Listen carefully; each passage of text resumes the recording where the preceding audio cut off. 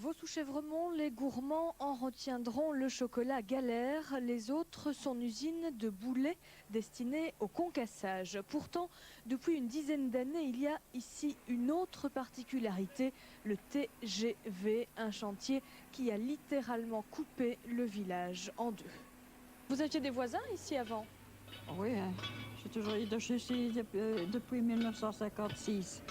Qu'est-ce qui a changé depuis la construction de la ligne?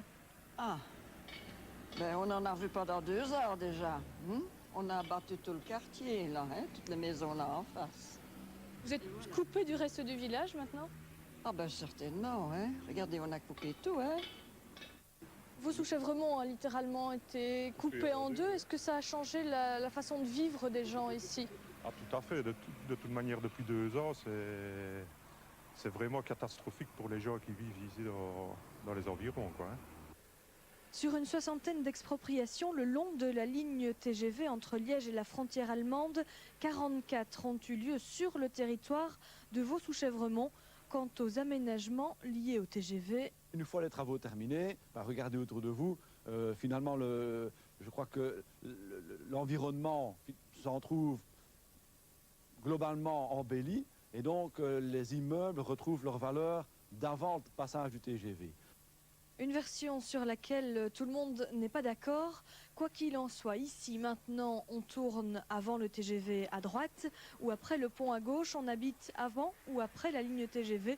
On suit l'évolution des chantiers, mais c'est toujours avec résignation qu'on regarde maintenant le soleil se coucher sur la ligne TGV.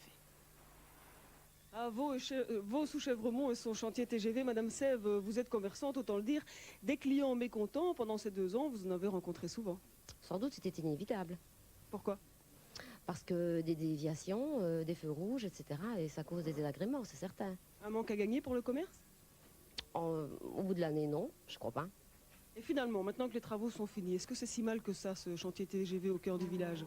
Ben, je vais peut-être pas être d'accord avec le reste du village, mais je trouve que c'est un aspect relativement positif. Du point de vue esthétique, c'est plus joli qu'avant, c'était pas très difficile.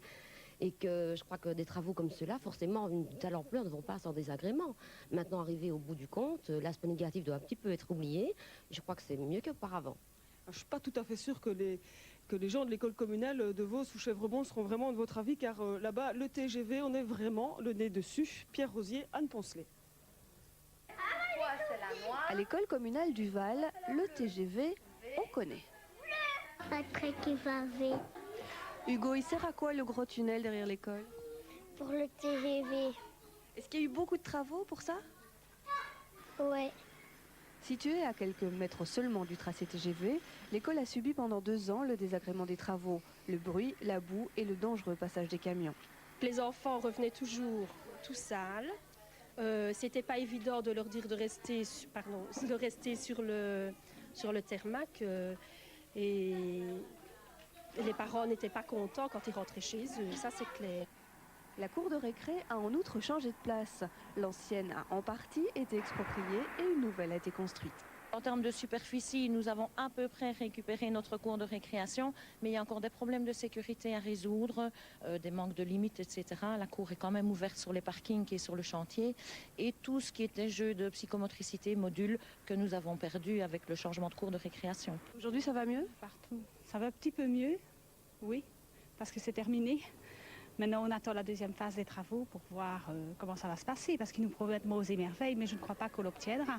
La sécurité, c'est ce qui inquiète encore un peu les parents. Un grand mur et des beaux camions, ça attire forcément les petits. Mais aujourd'hui, la vie a repris presque normalement à l'école. Les enfants attendent Saint-Nicolas, qui troquera peut-être son âne contre un TGV. Ah, qui sait?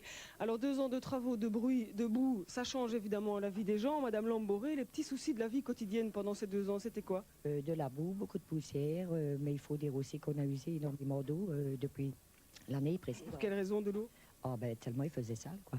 Voilà, beaucoup de poussière, beaucoup de boue, on nettoyait tous les jours pratiquement, ouais. Et les factures alors étaient un peu salées? Étaient quand même un peu salées, oui. Ça sont des choses qu'on oublie un petit peu. Un petit peu quand même. Et vous, monsieur Mallarme, vous êtes juste en face de ce chantier, quels étaient les principaux soucis? Beaucoup de poussière, justement, et alors bon, à l'intérieur des maisons, c'était terrible, quoi. On pouvait même écrire son nom sur les meubles. L'enfer est terminé? Je ne sais pas, peut-être pas encore. On verra bien plus tard quand le TGV passera. Alors les travaux ils sont terminés ici à Vaux-sous-Chèvremont, mais en fait ils vont recommencer dès demain un tout petit peu plus loin, car pour amener le TGV de Bruxelles à Cologne, eh bien, il faut construire un très long tunnel de 6 km, c'est le tunnel de Soumagne. Cédric Rifflard et Paul-Henri Burion, reportage. Avant de débuter les travaux du tunnel de Soumagne, la première grande étape fut la traversée de Vaux-sous-Chèvremont, l'entrée du tunnel côté Liège. De manière à pouvoir évacuer tous nos déblais issus du tunnel et amener les matériaux entrant dans la composition du soutènement du tunnel sans traverser Vaux-sous-Chèvremont et perturber les riverains. Le tunnel proprement dit sera creusé à partir de deux extrémités, à Haineux et donc à Vaux-sur-Chèvremont. Aux 2/3 de ce tronçon, un puits vertical actuellement en construction permettra de porter à 4 les lieux d'attaque du tunnel. Ce puits qui se trouve aux 2/3 de la longueur du tunnel va permettre d'accéder au niveau du tunnel et de permettre une attaque descendante vers Vaux-sous-Chèvremont et une attaque montante vers Haineux. Un puits de 50 millions sur un coût total du tunnel de 5 milliards 700 millions de francs. À terme, une économie importante. Ça va permettre de réduire énormément le délai du chantier et donc les coûts en général. Et le coût proprement dit du puits dans l'économie générale du chantier ne représente pas un gros investissement. Le tunnel en chiffres représente 600 000 mètres cubes de déblais, 450 km de boulons ou encore 300 000 mètres cubes de béton. Pour réaliser les travaux, le contrat a été passé avec 7 entreprises, belges, françaises et allemandes. D'ici décembre, il faudra recruter 100 personnes. Ce serait dommage effectivement qu'on n'en profite pas pour faire de la formation, et en particulier des jeunes pour qui ça sera le premier emploi, à qui on demandera au départ beaucoup de courage, parce que bon, effectivement, autant les conditions de travail se sont fortement améliorées dans ces dernières décennies, autant ça reste quand même un métier difficile, il faut le dire. Les travaux du tunnel proprement dit débuteront en janvier. Ils se poursuivront jusqu'en 2005. Un comité d'accompagnement avec les riverains a été également mis en place durant toute la durée du chantier. Alors avec nous, Monsieur Couchard, vous êtes directeur des études pour la société Tucrail, qui est une filiale de la SNCB dans ces chantiers TGV justement. Alors on le voit, les travaux ils vont recommencer un peu plus loin qu'ici. Est-ce que cette fois les habitants de Vaux seront épargnés? Et madame, ils vont également recommencer à Vaux-sous-Chèvremont. Mais ce que nous avons prévu, c'est de réaliser au préalable la ligne à grande vitesse dans la traversée de Vaux pour permettre justement tout le charroi, c'est-à-dire aux camions qui amènent le béton, les ferrailles, mais aussi qui partent avec les remblais, d'évacuer ou d'amener tous ces matériaux, ou de sortir les matériaux sans passer par le cœur de Vaux. Donc, qu'est-ce qui va se passer? Ces camions vont emprunter la plateforme TGV jusqu'à la gare de Chénay, ensuite partir par le tunnel de Cointe pour aller en arrière de la gare d'Ans. C'est une double vocation pour cette plateforme TGV qui devient une autoroute urbaine. Tout à fait. Ce n'est pas la première fois que nous travaillons comme cela, mais c'est vrai que d'une façon systématique, nous essayons d'utiliser le site exproprié ou exploité, ou, disons, comme plateforme pour les manipulations des remblais. Mais est-ce que les riverains ici entendront le bruit des camions sur cette autoroute urbaine au cœur du village? C'est-à-dire que, bon, nous avons voulu quand même les préserver, puisque nous avons déjà mis les écrans anti-bruit tout le long de cette plateforme TGV. Alors le premier TGV, en principe, les travaux seront finis en 2005, premier TGV en 2006. À quelle cadence dans le village ici?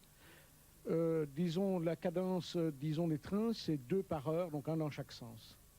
Ben, c'est pas mal quand même, deux trains par heure, 1 dans chaque sens. En fait, on l'a dit tout à l'heure, il y a eu ici, dans le village de Vaux-sous-Chèvremont, 44 expropriations pour 160 au total pour toute la Belgique. Vous comprenez donc que c'est énorme. Il n'empêche, certains apprendront demain à vivre à très grande vitesse. Pierre Rosier, Anne Poncelet. C'est pas vivable enfin, pour nous. C'est une autre conception de ce qu'on s'attendait à voir. Vous auriez préféré être exproprié? Absolument, absolument. Et nous avons fait beaucoup de démarches en ce sens, mais elles n'ont jamais abouti. Un mur énorme comme vis-à-vis. Le TGV a bouleversé la vie de René et Janine Delvoye. Ils ont certes obtenu de nouveaux vitrages contre le bruit, mais ils vivent malgré tout très mal la situation et vendre aujourd'hui est devenu difficile. On voudrait bien, mais les moyens n'y sont pas, parce que la maison a dévalué de moitié La pharmacienne, elle, s'est installée dans son officine au tout début des travaux et donc en connaissance de cause. Mais ce fut malgré tout difficile pour le commerce. Il n'y avait pas moyen de se parquer déjà. Donc il y a un nombre suffisamment d'officines, je vais dire. On pouvait très bien s'arrêter plus loin, parce qu'ici, de toute façon, on ne savait pas venir en voiture. Ça, c'était une certitude. Est-ce que maintenant que c'est presque fini, ça va mieux? Ah oui, je vois la différence. Et ça va mieux aussi pour le facteur. Les tournées en mobilette dans la boue, c'est terminé. Et voilà, c'est donc sur cette note relativement optimiste que nous quittons Vaux sous Chèvremont et son fameux TGV. Passez une très très bonne soirée. Merci d'avoir été avec nous.